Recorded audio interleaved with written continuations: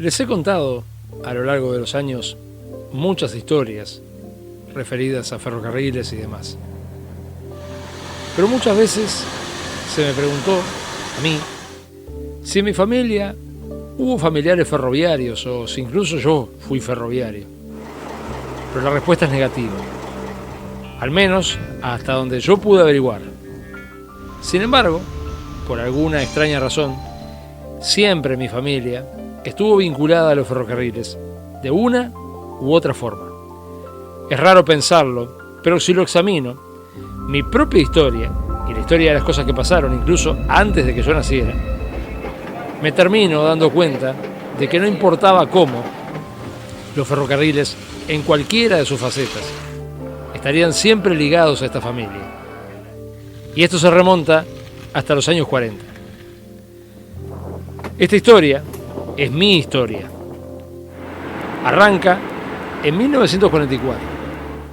Mis abuelos, por parte de padre, eran Andreina Volonté Lipadi y Aníbal Iglesias Rey, quienes por aquel entonces, cuando recién se casaron, vivían en la calle Cívicos 2787, en el barrio Bellavista, en una casa que hoy en día ya no existe, porque derrumbaron toda esa área, hasta la esquina, para construir un recinto de acopio de madera.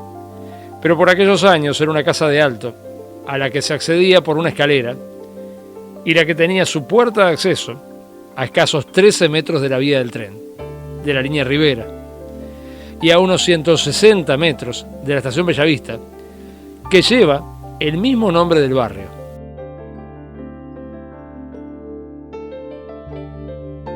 En las intersecciones de las calles Cívicos y Dr. Juan José Carvajal, Victorica, existía por aquellos años una casilla de guardabarreras, y la persona que controlaba dicha casilla, haciendo subir y bajar las barreras al paso de los trenes, era amigo de mis abuelos. A inicios de 1945, mi abuela, la abuela Coca, como yo la solía llamar, quedó embarazada de papá, y durante los meses que estuvo en etapa de embarazo, me contaba cuando yo era chico, que el guardabarreras, cada cierto tiempo, subía a preguntarle cómo iba con el embarazo. Mi abuelo Aníbal era ingeniero químico industrial de la compañía BAO, ubicada en el barrio de La Teja. Trabajaba todo el día, por ende, la abuela quedaba sola y por eso, tener a alguien que se preocupara por su estado era importante. Sin dudas eran otros tiempos, muy distintos, donde la camaradería y el interés por el otro sonaban mucho más que lo que estamos acostumbrados hoy en día.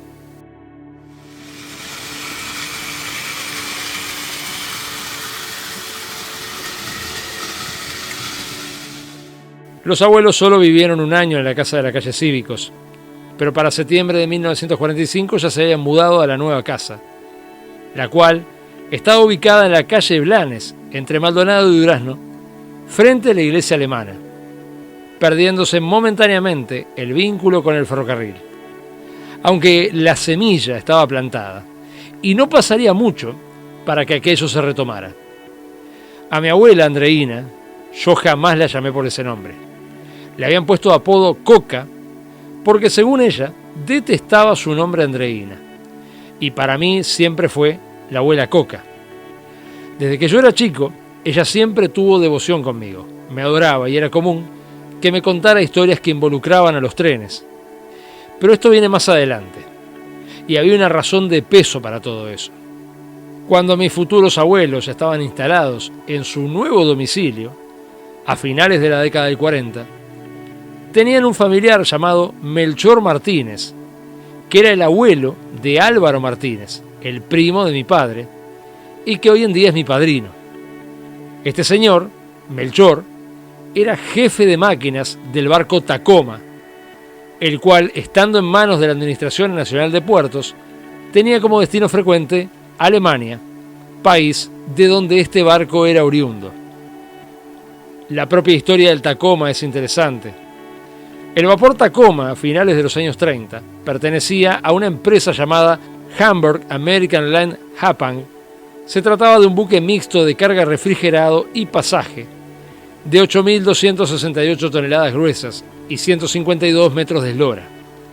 el que estando en diciembre de 1939, casualmente en el puerto de Montevideo, intentó huir rumbo a Alemania durante plena Guerra Mundial con los tripulantes del acorazado de bolsillo Graf Spee, momentos antes del hundimiento del corsario alemán.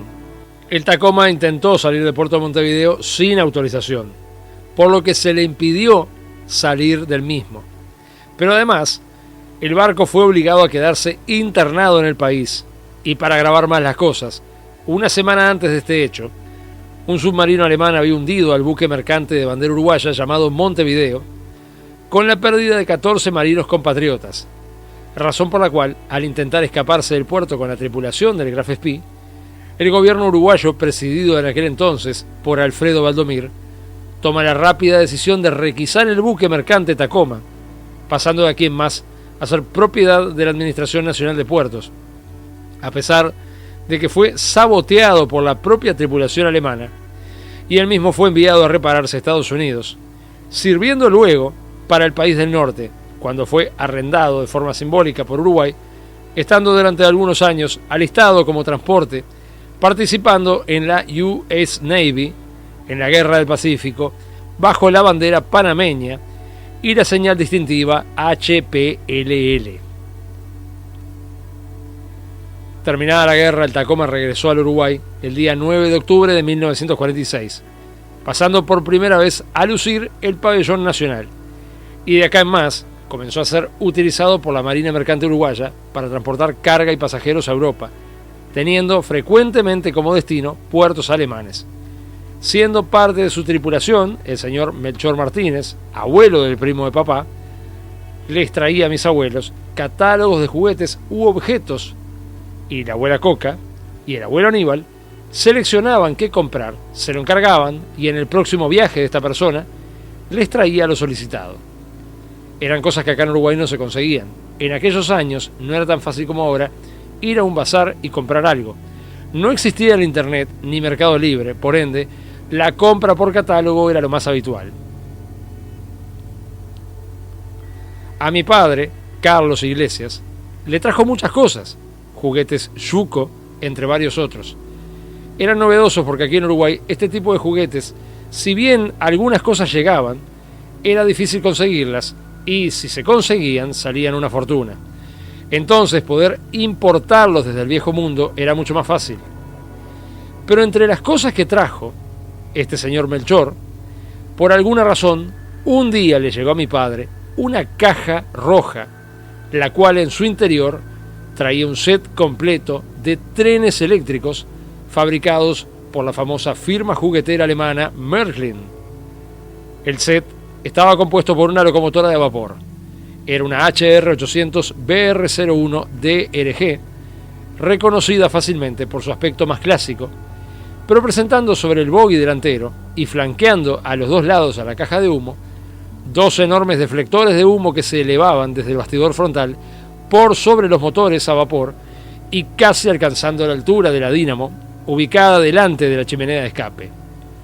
Una característica muy común de las locomotoras alemanas de la época, que en Uruguay conocimos en cierta forma cuando en el año 1950 llegan las 5 locomotoras Hengel para los ferrocarriles del Estado y contaban justamente con estos deflectores de humo, solo que bastante más chicos. Los deflectores de humo lo que hacen es que cuando la locomotora avanza hacia adelante, generan una corriente de aire ascendente, lo que eleva el humo que sale por el escape más arriba y evita que el mismo llegue a la cabina de la máquina, mejorando la visual de los operarios de la misma. Pero en lo que respecta a la locomotora que recibió mi padre, la historia de la BR-01 de Märklin se remonta a 1937, cuando la recién creada escala 00, precursora de la H0, a la cual pertenecía el tren de papá, se originó. La versión original, la HR-700, era una máquina característica de la época, con los dos tornillos de las escobillas visibles en la parte izquierda y las chinchetas que usaba Märklin en aquella época, anteriores al patín estándar, para contacto con el tercer riel. En aquella época, Märklin producía modelos muy alejados de los estándares de hoy en día, pero muy logrados para aquellos tiempos.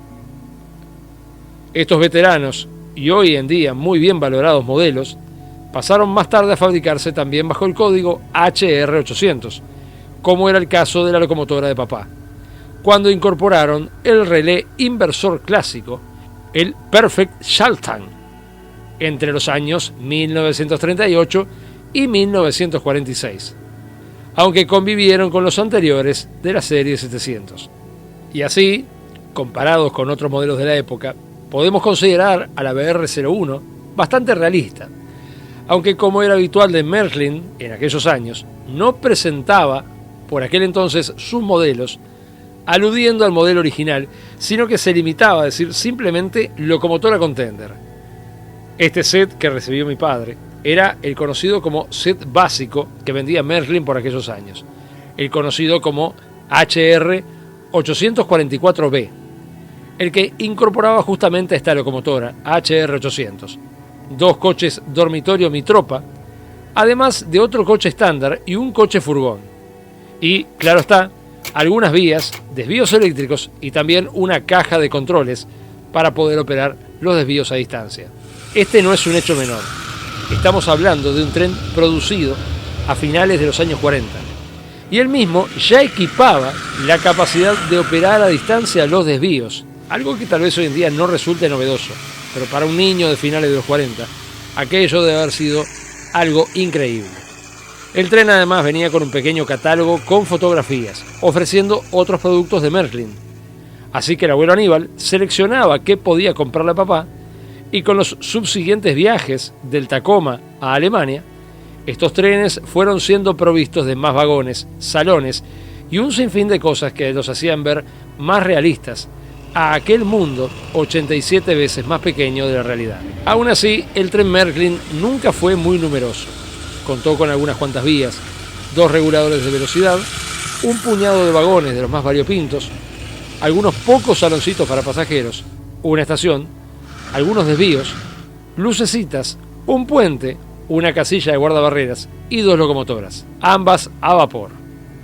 La primera de ellas ya la nombramos, que fue la que vino en el kit. Mientras que la segunda era la que Märklin identificaba en aquel entonces como SK800 BR01, basada en la temida locomotora Krupp BR06 Class, reconocida por su carrocería totalmente carenada, dejando a la vista únicamente el tren rodante, máquina muy usada durante los días de la Alemania nazi, y si bien el modelo en cuestión era de la posguerra y no presentaba ninguna alusión al régimen fascista, sobre los lados del tender, a donde debería estar la esvástica con el águila nazi, para no causar problemas, aquello era sustituido por un inocente letrero que decía Märklin, con el logo de la compañía por aquel entonces, que era una rueda tractora de una vaporera. Estamos hablando de que este modelo fue producido en la posguerra. Lógicamente, había que dejar en aquella época un poco de lado la fidelidad histórica para no causar alboroto.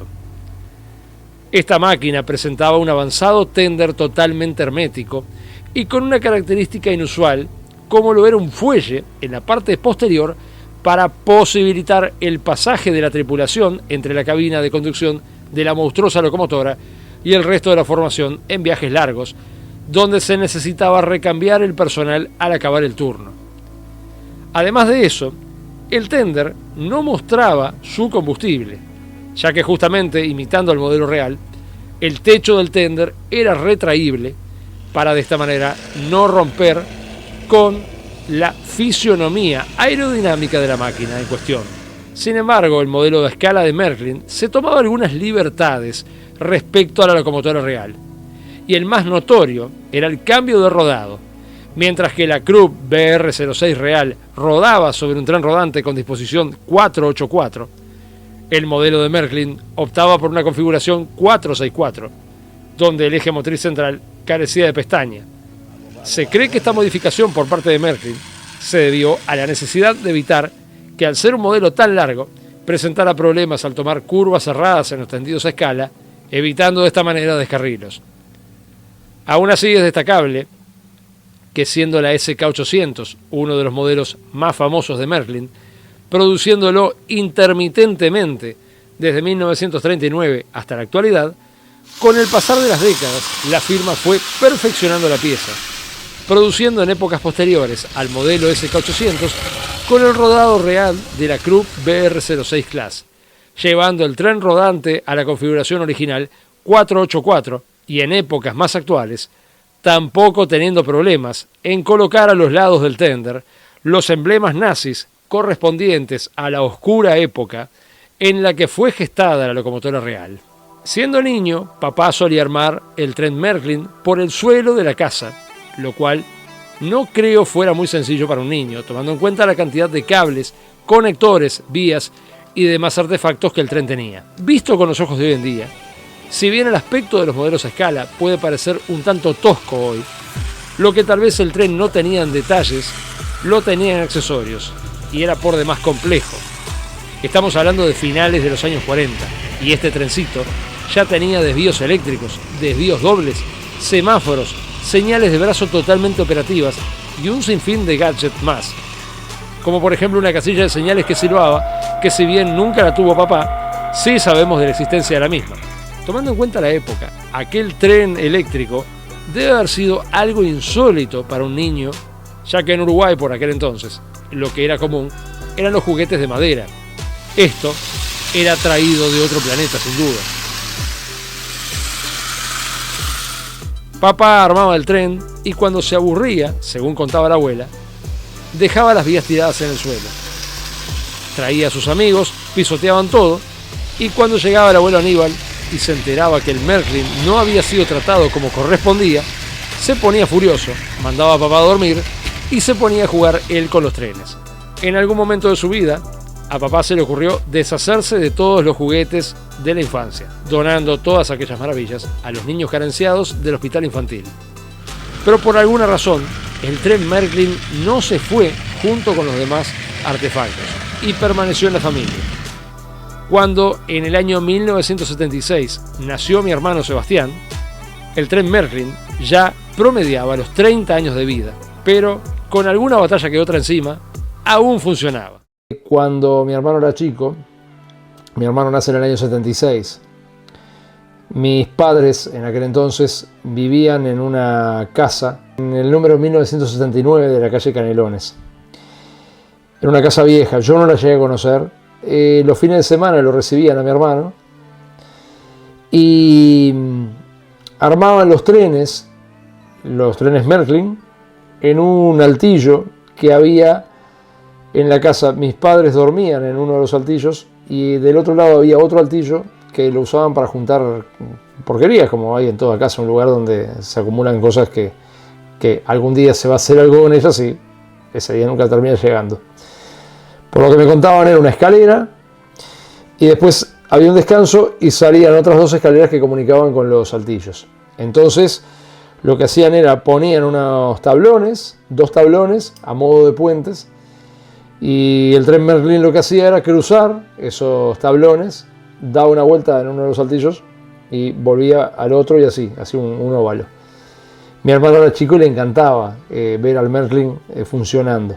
Tomando en cuenta que mi historia con el ferrocarril es una historia que está muy vinculada a los trenes a escala, quiero tomarme el atrevimiento de contar un poco la historia del ferromodelismo en Uruguay.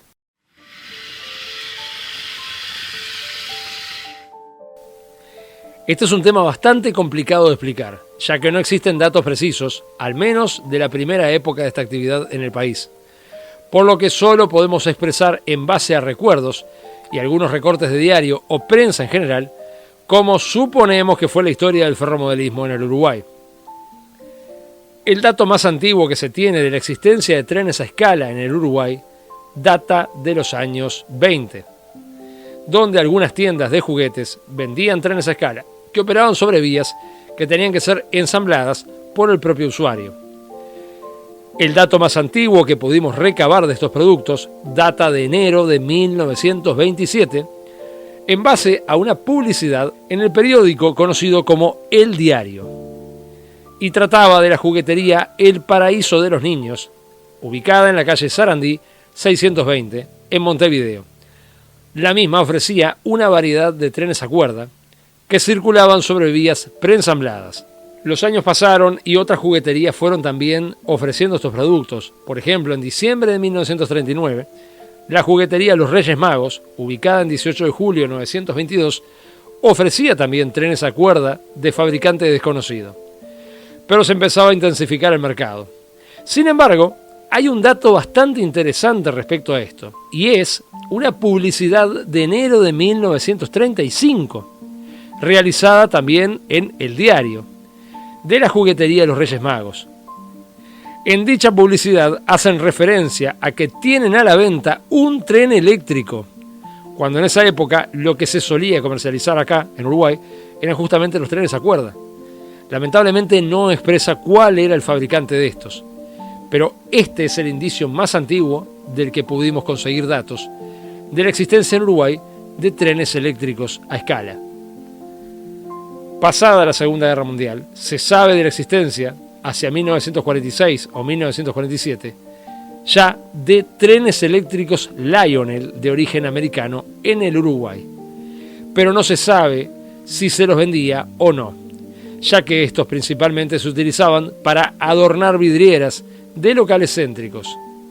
Y esto tiene toda la lógica, tomando en cuenta que para esos años Europa había quedado devastada por la guerra. Y lo más factible era que de llegar este tipo de productos, los mismos vinieran de Estados Unidos. Además de que los Lionel eran de escala 0, o sea, 1,48. Significa que eran 48 veces más chicos que la realidad. Cuando el estándar de aquí de Uruguay era la escala H0, o sea, 87 veces más chicos que la realidad. Los Lionel funcionaban con un ancho de vía de 1,25 pulgadas. Por ende, con estos números, el tamaño de los mismos era bastante importante. Además de eso, los primeros modelos eran peligrosos, porque funcionaban con la propia corriente de la casa. Tenían sí reguladores de velocidad, pero no tenían transformadores, y eso podía causar accidentes eléctricos al manipular los trenes. Pero como ya dijimos, no se sabe si estos Lionel se los vendía o solamente se los importaba para ser utilizados como elemento llamador a determinados locales. Los trenes Lionel escala 0 los comenzó a importar La Platense, que era el bazar que estaba en la esquina de 18 de julio y Julio Herrera y Oves. En este caso, ya para la venta al público. La escala 0 se llegaría a vender comercialmente en Uruguay a mediados de los años 40, pero es poca la información existente al respecto. Hacia la década del 50 es cuando se cree que fue el boom de las importaciones de este tipo de material al país, existiendo varias marcas que competían por el escueto mercado nacional. Entre ellas se destacaban las firmas Fleischmann y Märklin, que eran alemanas, la francesa Jouef y la italiana Rivarozzi. Aún así, los trenes a cuerda se seguían vendiendo, y algunas de las casas que los importaban y comercializaban aún en esa época eran, por ejemplo, El Paraíso de los Niños. En julio de 1948 ofrecía trenes a cuerda del fabricante inglés Hornby, producidos por la firma Mecano, que según la propia juguetería expresaba, sería por aquel entonces la dueña de Hornby. También Bazar Mitre, en diciembre de 1949, ofrecía trenes a cuerda ingleses, que se presume también podrían ser Hornby. El Paraíso de los Niños, en diciembre de 1950, comercializaba trenes a cuerda en sus 5 locales, 4 céntricos y 1 en Punta del Este. Y es interesante destacar que para diciembre de 1952, esta misma juguetería, El Paraíso de los Niños, ofrecía, entre otros fabricantes, los cuales no especifica, trenes a cuerda de la empresa Hafner Model Trains. Otra juguetera que estaba en el negocio era Bertel y Scarlato, que en diciembre de 1950 comercializaba trenes a cuerda en la avenida Agraciada 2343 al 47. También grandes jugueterías Muño y compañía en Agraciada 4040 al 4149 comercializaba también trenes a cuerda. Grandes Casas Centenario, para enero de 1958, aún seguía vendiendo trenes a cuerda en la calle 8 de octubre 3607, sospechando que esto se debía a los altos costos de los trenes eléctricos que se comercializaban ya en Uruguay, lo que no los hacía aptos para todos los bolsillos. Y por último tenemos a la conocidísima tienda Introsi, que, por lo menos en diciembre de 1950, también ofrecía a la venta trenes a cuerda. En cuanto a los trenes eléctricos, el dato más antiguo que logramos conseguir fue ese publicado en enero de 1935 por la juguetería Los Reyes Magos, donde afirman ya estar vendiendo trenes eléctricos.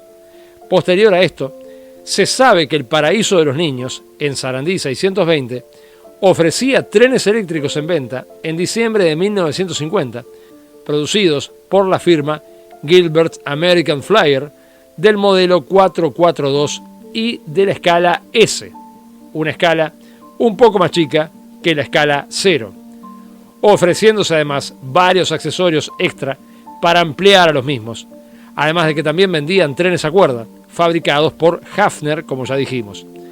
Por su parte, Bazar Mitre, al mismo tiempo, ese mismo diciembre de 1950, ofrecía ya trenes eléctricos fabricados por la empresa Lilliput, los que, según ellos explicaban, era de fabricación suiza, y objetando, además, que lo que ofrecían era un coche motor con vagones de este fabricante.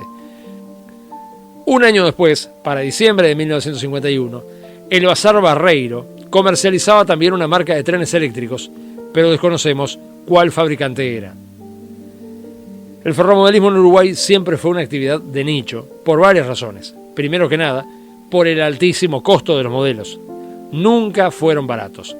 Segundo, dicho esto, por los propios ferromodelistas de los años 60, esta era una actividad que se desarrollaba con cierto grado de secretismo, ya que por aquella época estaba mal visto que gente mayor, que era quien tenía el poder adquisitivo para comprar estos accesorios y modelos, jugara con trencitos de juguete, porque al ser de pequeño tamaño, se mal expresaba que los mismos eran juguetes, y esto no era cierto. Tal vez algunos de baja calidad se los pudiera reconocer como juguetes, pero los trenes a escala, y esto lo tenemos que dejar muy en claro, no son juguetes, son representaciones a escala de una realidad ferroviaria. Sin embargo, como todo en la vida, hacerle entender a la gente esto no era fácil, y para los años 60, la gente que se encargaba aquí en Uruguay de desarrollar la actividad lo hacía de forma casi secreta, como que estuvieran haciendo algo malo. Y tampoco ayudaba justamente de que, es cierto, existían modelos a escala más económicos que estaban realmente pensados para un público infantil, pero el ferromodelismo en sí no era eso, sino una actividad sumamente compleja, que concentraba varios aspectos técnicos, como ser sistemas eléctricos, mecánicos, decorativos, y que en la práctica lo que buscaba era representar a escala, de la forma más realista posible, lo mismo que ocurría en los ferrocarriles reales o los ferrocarriles escala 1-1. Aunque es cierto que como las empresas que se importaban a Uruguay eran todas europeas o americanas, los modelos que se conseguían distaban mucho de lo que era la realidad ferroviaria nacional de AFE, donde el material rodante se diseñaba a pedido en la mayoría de los casos, y por ende, salvo porque existían personas sumamente capaces que buscaban aproximarse con trabajos de fina artesanía a la realidad de AFE, lo único que se podía adquirir eran modelos extranjeros. Hasta principios de los años 60, si bien ya habían varias casas en plaza establecidas que traían trenes a escala, al parecer no existía una organización social que nucleara a las personas interesadas en este tipo de actividades. Pero a inicios de 1964, más precisamente el día 11 de marzo de dicho año, un grupo de aficionados al ferromodelismo decidieron crear la primera institución de aficionados a los ferrocarriles a escala en el Uruguay. Vale aclarar que no fue la primera institución de aficionados al ferrocarril, ya que la Asociación Uruguaya Amigos del Riel, AUAR, tenía para esa fecha 10 años de vida, siendo fundada en 1954. Pero en el caso de la nueva institución, la misma buscaba apaciguar las ansias de un pequeño grupo de personas con intereses y también dudas en común que referían a la práctica y difusión de la actividad ferroviaria a escala, puntualmente algo que la Asociación Uruguaya Amigos del Riel no contemplaba en sus actividades por aquellos años.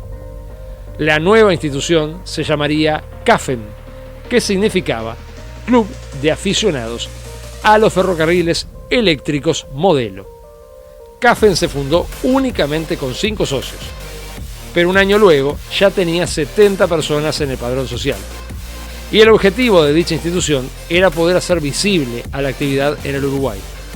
Incluso en sus publicaciones hacían mención a justamente ese estigma que había en la sociedad de aquel entonces hacia quienes desarrollaban esta actividad por no comprender el común denominador de las personas, que personas mayores se entretuvieran de esta forma. Por dicha razón, CAFEN exhortaba a que quienes supieran de personas que desarrollaban el hobby de forma privada tuvieran material rodante en sus casas, o en el mejor de los casos, maquetas de ferrocarriles a escala, se acercaran a la institución y compartieran sus experiencias con la comunidad, dándose cuenta de que no estaban solos y que muchas otras personas tenían sus mismos intereses. Era también una manera de hacer que todo esto fuera menos mal visto. En aquellos años, la realidad comercial de los trenes a escala en Uruguay era posible gracias a las siguientes casas y empresas que traían determinadas marcas para el mercado nacional. La marca italiana Rivarozzi, en los años 60, era importada al Uruguay por su representante, el señor Aldo de Fabro, de la empresa Pamonia Sociedad Anónima, siendo varias las casas que comercializaban luego el material Rivarozzi en plaza, ya que lo revendían. Una de las casas que vendían trenes de dicha marca era justamente Bazar Mitre, en 18 de julio 885, siendo su dueño el señor Díez. Algunos cuantos años luego, Bazar Mitre también vendería la marca Lima, pero en los años 60 esta marca no se comercializaba en Uruguay aún. Bazar Mitre, en épocas de antaño, y al menos hasta diciembre de 1950, también comercializaba ferrocarriles a escala, producidos por la firma inglesa Hornby, con motores a cuerda.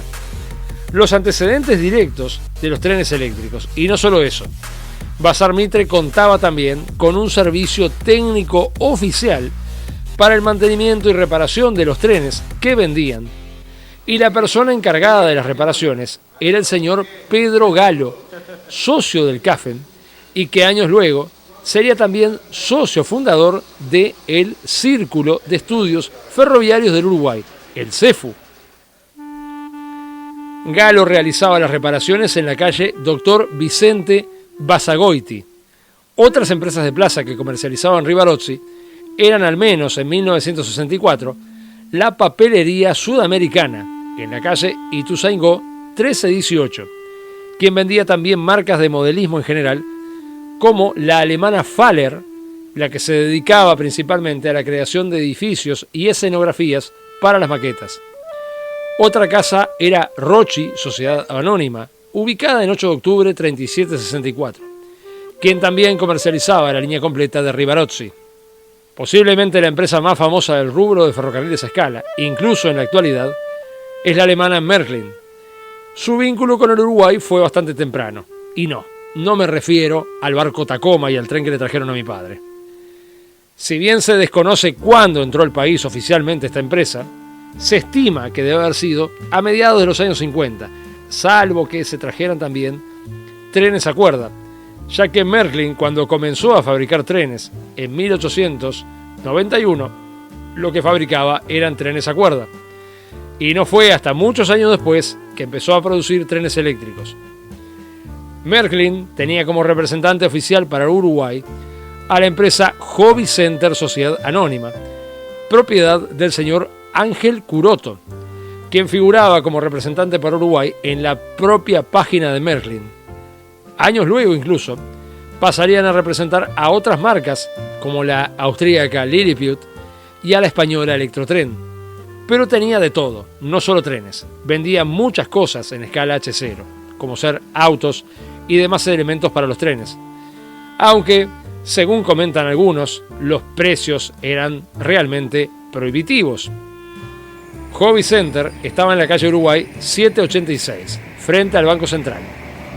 Años luego se mudarían a la calle Ciudadela y hacia el final de su vida comercial a una calle por la Ciudad Vieja, cerca de la Rambla, pero aquí duró poco tiempo, aunque sobrevivió como empresa hasta bastante entrados los años 90, aunque al final solo tenían a la venta material del fabricante Fratecci. Ángel Curoto era además socio de Cafen y era uno de los integrantes del taller de ferromodelismo que funcionaba dentro de la propia Cafen, a donde era posible llevar modelos de distintas marcas a ser reparados.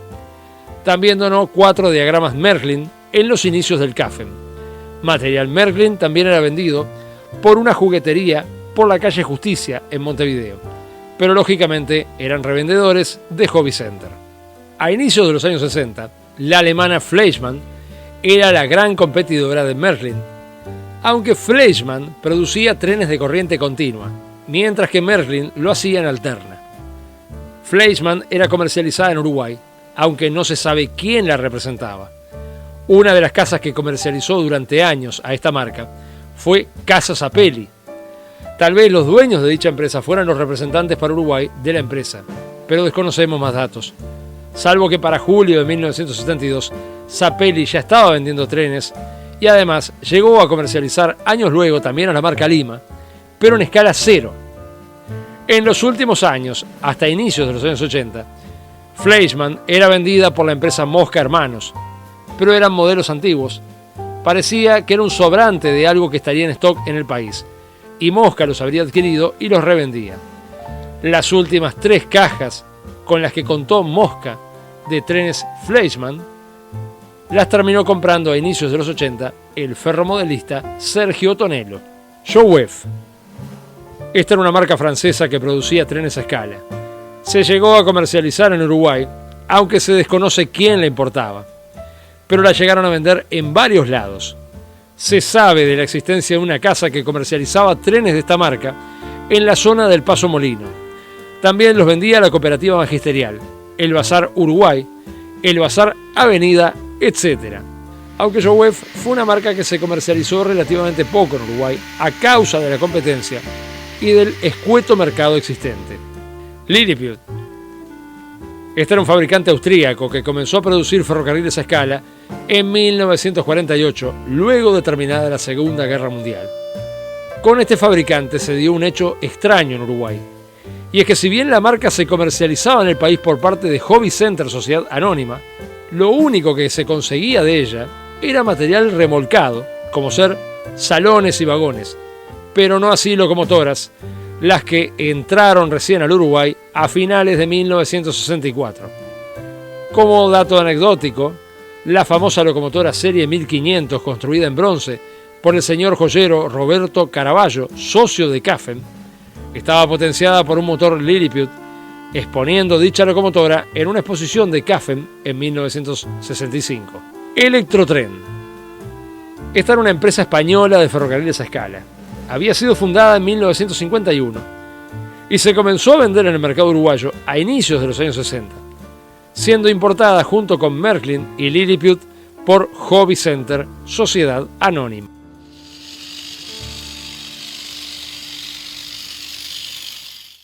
Tomando en cuenta que el Cafen fue la primera institución en crearse exclusivamente para difundir la práctica del ferromodelismo, es bueno contar un poco más sobre ella. El señor Andrés Mata fue el primer presidente de la institución. Él explicaba que el objetivo del club era fomentar la relación entre los aficionados, difundir el hobby, intercambiar información y ofrecer asesoramiento técnico a través de una biblioteca especializada. En sus primeros meses de vida, el club se abocó a conseguir más socios y a obtener una sede.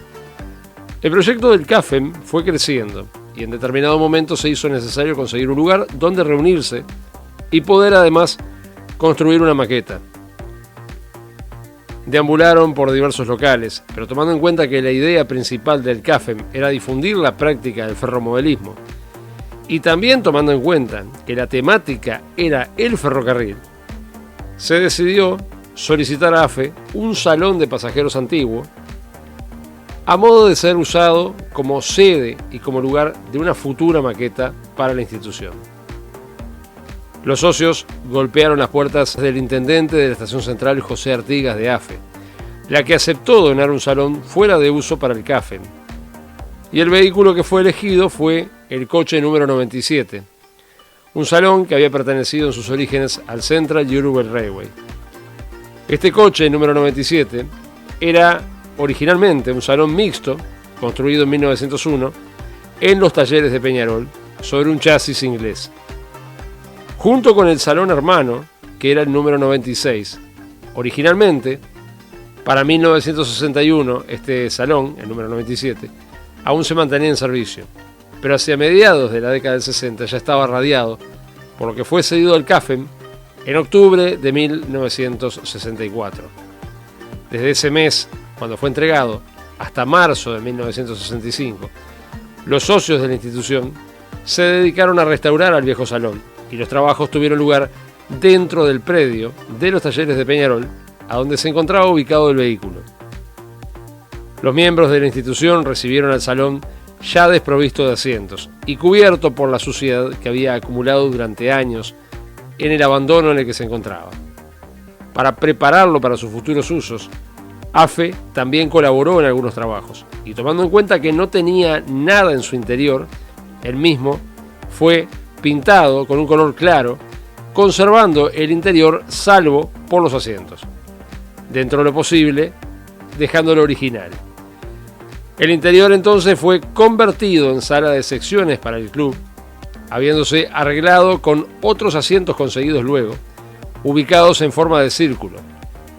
El día 10 de julio de 1965 fue inaugurado el Salón 97 para el CAFEM, debajo de los andenes de la estación central. Pero la maqueta no estaba aún, al parecer, dentro del salón.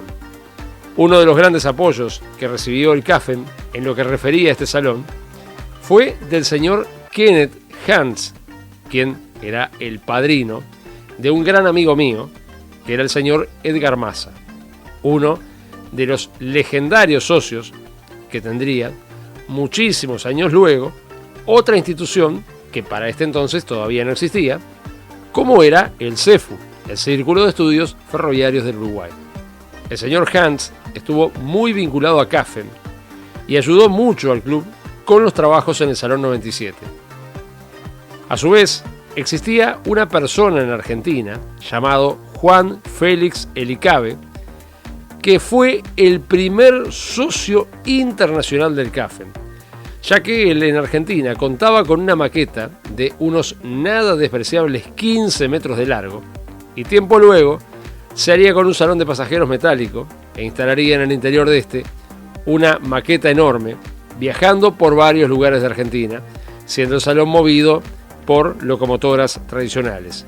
El 7 de junio de 1965 se realizó por parte del CAFEM, en la Asociación Cristiana de Jóvenes, la primera muestra de ferromodelismo nacional, presentando 4 maquetas, 2 Merlin, una Rivarozzi y una Lilliput. También se mostraron modelos de la firma Egerbahn. También algunos modelos de la firma Fleischmann fueron presentados, ya que la propia fábrica les había enviado de regalo al CAFEM una locomotora BB 68001, y la institución exhibió dicha máquina y algunos modelos de esta firma, pero no contó con la presencia del representante oficial en Uruguay de la firma Fleischmann, ya que el mismo aludió a que no tenía ningún interés en formar parte de dicha muestra. También en este acontecimiento se presentaron otras marcas que al menos en el año 1965 aún no se comercializaban en plaza local, como ser una poco conocida en aquel entonces marca de origen italiano que se llamaba Lima, también una marca británica que se llamaba Tri-Ang y la alemana Trix, que era en aquel entonces la competidora de Fleischmann y de Märklin, y también la británica, bastante conocida ya en Uruguay por aquellos años, Hornby Dublo. En esa muestra también se presentó en sociedad la locomotora serie 1500 de AFE, realizada en bronce por el socio de CAFEM llamado Roberto Caraballo, y que es preservada hoy en día por el CEFU. La muestra fue clausurada el 18 del mismo mes, luego de 11 días de exhibición en horas nocturnas.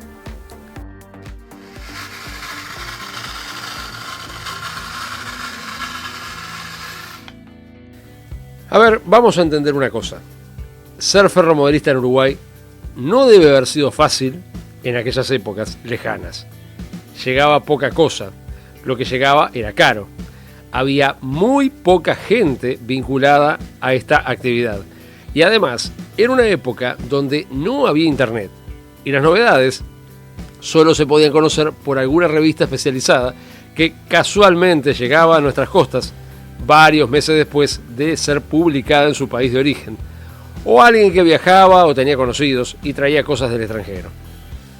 Pero en algún momento de la década del 60, al parecer, un empresario uruguayo llamado Roberto Devoto, que había construido un imperio con los supermercados del mismo nombre en Uruguay, decidió expandir su rubro y formar una empresa importadora llamada Luzán Sociedad Anónima, la que al menos hacia la década del 80 está ubicada en la calle Andes 1223. Con esta empresa Luzán, Devoto realizaba importaciones de marcas de juguetes exclusivas, ya que además de importadora, instaló en Montevideo varias jugueterías, las que operaban bajo la marca comercial conocida como Delta Hobby. Aunque se desconoce cuándo comenzaron y cuál fue la primera, pero el dato más antiguo que conocemos es que en agosto de 1965, según una publicación de la revista Mundo Uruguayo, en la Galería Trocadero había 2 casas dedicadas a la venta de trenes a escala, pistas de autos y otros juguetes novedosos. Una de estas casas era Delta Hobby y la otra era American Hobbies, ubicadas respectivamente en los locales número 9 y 10 de dicha galería. Y ambas casas eran del mismo dueño, el señor Roberto Devoto. Los primeros locales de la firma serían estos aparentemente, y de ahí sería famoso, entre todos los que hemos solido en algún momento de nuestras vidas vincularnos al hobby del ferromodelismo, o al menos tener trenes en casa, el nombre famoso de Delta Hobby. En esos años, American Hobbies ya vendía trenes a escala, pero de la marca italiana Rivarozzi, y también de otras marcas bastante poco conocidas en el mercado local, como una de origen alemán que se llamaba Schuco. Delta Hobby fue creciendo y se abrieron varios locales más, y hacia mediados de los años 70, Luzán Sociedad Anónima fue quien decidió hacer una enorme importación para el Uruguay de una marca que, si bien se conocía ya en el mercado uruguayo, no tenía representante oficial hasta ese entonces. Esta marca era justamente la que cambiaría para siempre el paradigma del ferromodelismo en este país. Posiblemente debe haber sido por 1975 o 1976, según se cree, que Luzán, Sociedad Anónima, realiza una gigantesca importación de material ferroviario a escala, producido por esta firma, que era, como ya dijimos, de origen italiano, y se llamaba Lima, o mejor conocida como Lima Models. Lima, el nombre en sí, era un anacrónico de una palabra italiana, que era lavorazione italiana metalli e affini. Convengamos que mi italiano no es el mejor, que digamos, pero eso era lo que significaba la marca Lima. Y esto se debía a que comenzó sus actividades como proveedor de piezas para los ferrocarriles estatales italianos, la empresa FS Italia. Pero cuando los ferrocarriles comenzaron a producir sus propias piezas, Lima se vio en la necesidad de cambiar su capacidad de fundición de aluminio en 1948 para producir juguetes. Y entonces empezaron a fabricar barcos, automóviles y, por supuesto, trenes. Aunque claro, todo esto en escala. Así fue que en 1953 Lima comenzó a fabricar una gama de modelos de trenes a escala de muy bajo costo y muy primitivos. Pero fue mejorando gradualmente en detalles hacia finales de la década del 50. Para 1962 ya ofrecía modelos franceses, belgas, holandeses, alemanes, etc. Menos de 10 años después, Lima era uno de los fabricantes de modelos más grandes del mundo, que atendía los mercados del modelismo de Estados Unidos, Australia, Gran Bretaña y hasta Sudáfrica. En 1977, la gama de modelos británicos cambió de calibre H0 al calibre 00.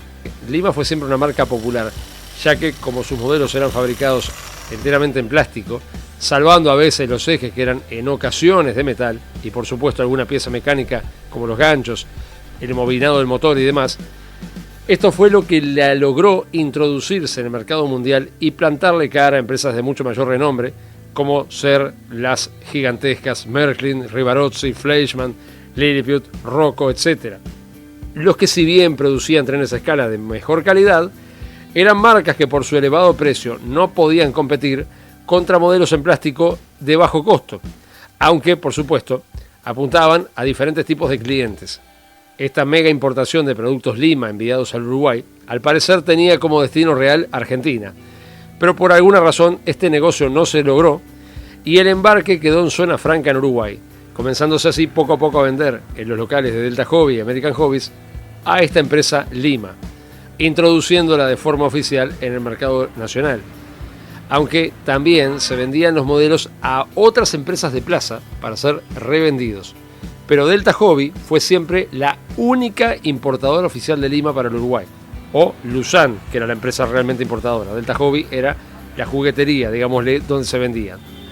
Y es que Lima era una marca que tenía todo a su favor para triunfar en un mercado discreto, como era el caso de Uruguay. Y aunque si bien era bastante más económica que otros fabricantes, nunca fue tampoco un hobby para las masas. Era caro, de por sí. Por ende, no cualquiera podía costear ni siquiera un tren eléctrico Lima.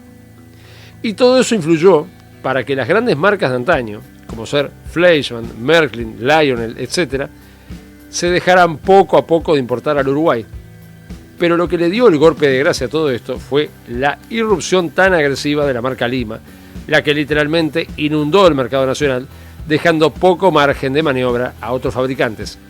Aunque lo sabían, pero competir contra el gigante italiano era bastante difícil.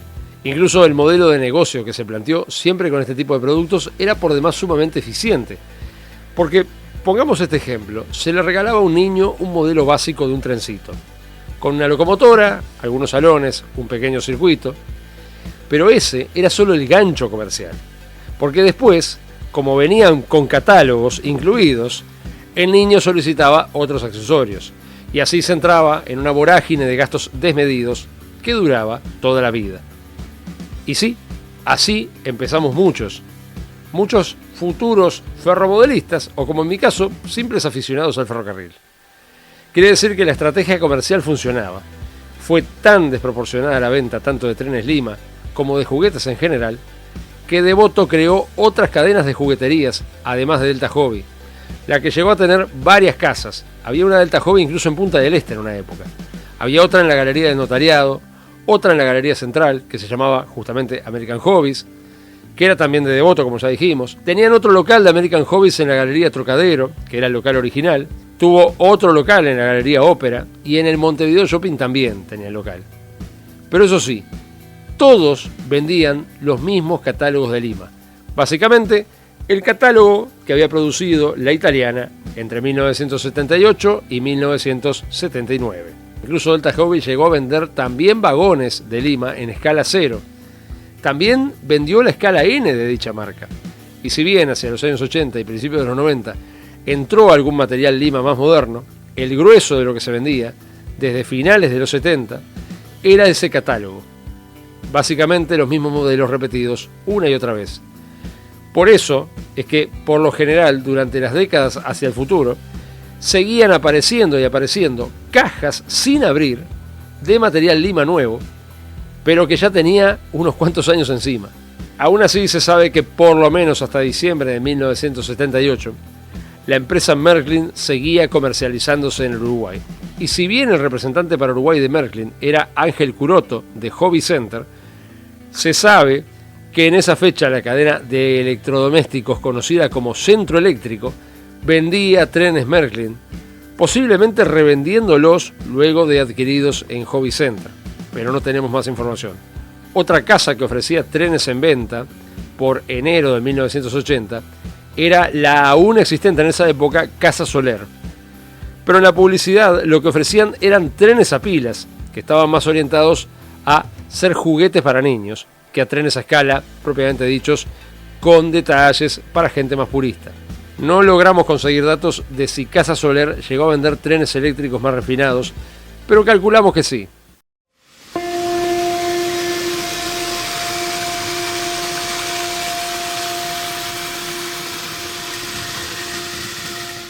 A finales de los años 70, mi hermano era chico, mi hermano había nacido en el año 76, y ocurre un hecho que se podría decir trágico, que es que el tren Märklin, primero muere la SK800 y después muere esta otra, la HR800.